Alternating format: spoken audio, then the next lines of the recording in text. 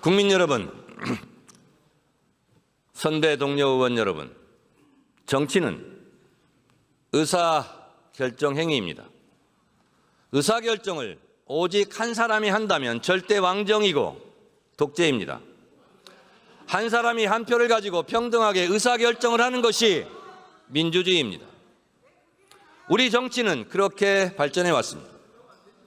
그러나 우리 사회에 다수의 의사결정에서 벗어난 민주주의 사각지대가 있습니다. 바로 검찰, 사법, 언론입니다. 견제받지 않는 권력으로 무소불위의 권력을 누려온 곳들입니다. 모든 일이 그렇듯 한때 불가피하게 어쩔 수 없는 경우가 있었습니다.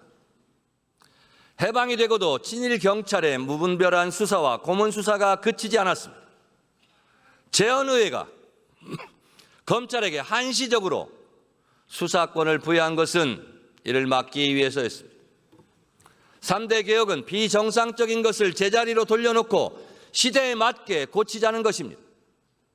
개혁은 정치투쟁이 아닙니다. 우리 생활 속에서도 맞지 않는 것이 있으면 당연히 수시로 고칩니다. 개혁은 잘못된 것을 고치자는 것이지 이념의 언어가 아닙니다. 경제도 문화도 새로운 분야, 새로운 영역이 생길 때마다 현실과 맞지 않는 부분이 생깁니다. 그것을 잘 맞게 고치는 게 개혁입니다. 당연히 진보 개혁도 있고 보수 개혁도 있습니다. 여러분, 절대 독점은 절대 부패합니다. 절대 독점을 해소함으로써 권력기관은 스스로 절대 부패에서 자유로워질 수 있습니다. 독점에서 분점으로 소수의 지배에서 다수의 참여로 가는 것이 국민 주권 시대의 진정한 민주주의입니다. 검찰 부패의 뿌리는 수사권과 기소권의 독점입니다. 수사와 기소를 분리하겠습니다. 공소청은 법무부에, 중수청은 행안부에 두고 검찰청은 폐지하겠습니다.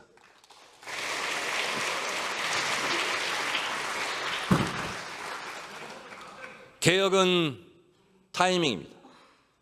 개혁에도 골든타임이 있습니다.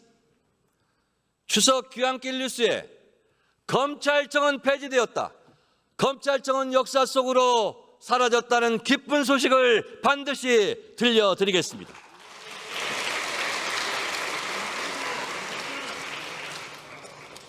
한때 내란 우두머리 피해자 윤석열이 석방되고 저희대 대법원의 대선 개입 의혹도 있었습니다. 국민들이 불안하고 분노했습니다. 한덕수 국무총리에 대한 영장은 기각되었습니다. 피고인 윤석열의 재판은 침대 축구처럼 느립니다. 많은 국민들은 윤석열 그가 구속기간 만료로 다시 재석방될지 모른다고 불안하고 걱정이 많습니다. 내란 전담 재판부를 만들려는 국민적 여론이 높습니다. 사법제도의 개혁도 절실합니다. 판사들의 과중한 업무와 법원의 폐쇄적 구조는 국민들의 눈높이에 맞지 않는 판결을 양산하고 있습니다. 대법관 증언, 법관 평가제, 그리고 압수수색 사전 신문제 등 법원 조직법, 형사소송법 개정으로 신뢰받는 사법제도를 확립하겠습니다.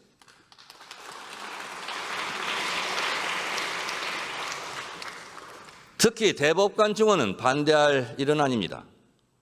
수사 기록도 제대로 다 읽을 수 없을 지경의 경무에 시달린다고 하소연하고 있지 않습니까? 국회가 그 짐을 덜어드리겠다는 것입니다.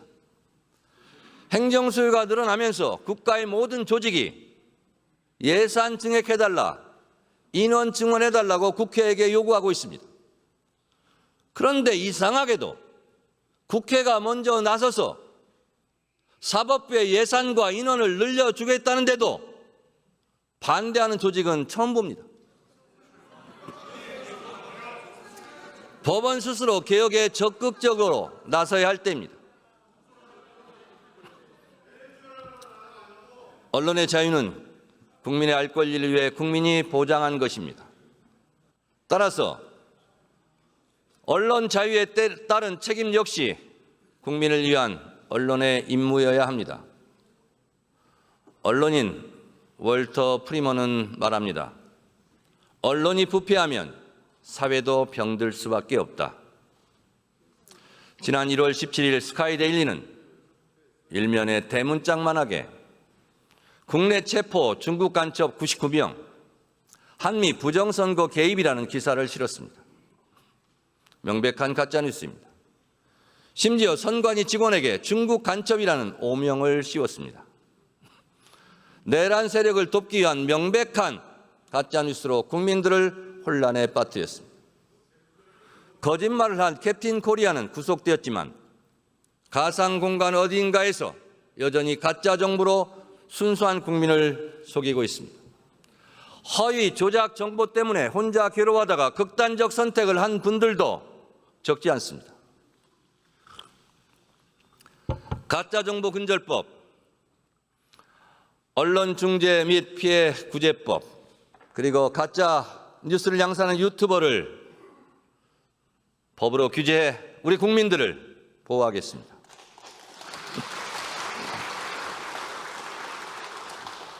지난 8월 국회는 이미 방송 3법을 처리해 공영방송을 국민들께 돌려드렸습니다.